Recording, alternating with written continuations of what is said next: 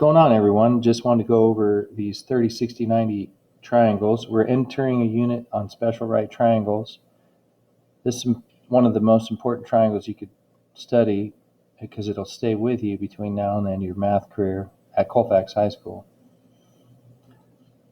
So we're going to start with this middle picture here. This is an equilateral triangle. You can see all the sides are the same and all the angles are the same, like we studied earlier this year. If I take this drop a perpendicular line from one of the sides to straight down, it splits the opposite side into two equal parts. So not only is it perpendicular, it's also the bisector.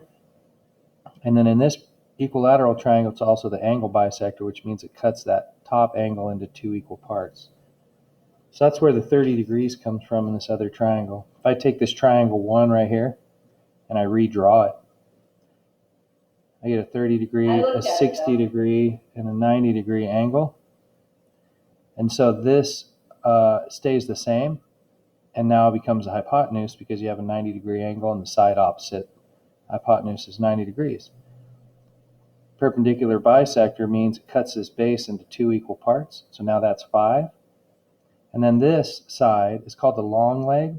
So the anatomy of a 30, 60, 90 triangle, the side opposite the 30 degree, since it's the smallest angle, it's called the short side.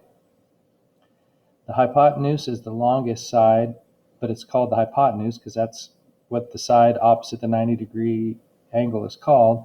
And then the side opposite the 60 degree angle is a long leg.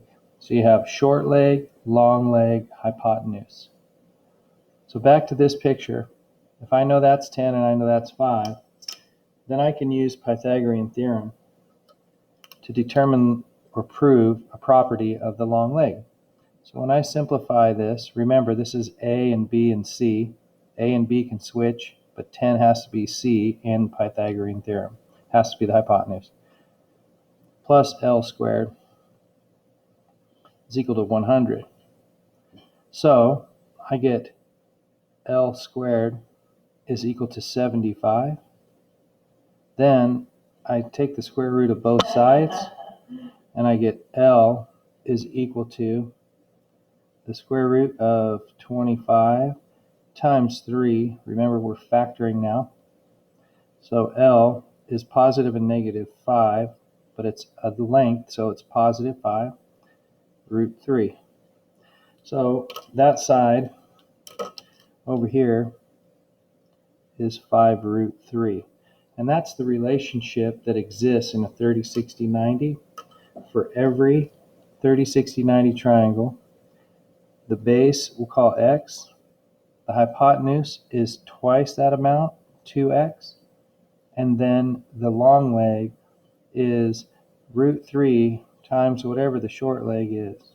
So x is just a placeholder.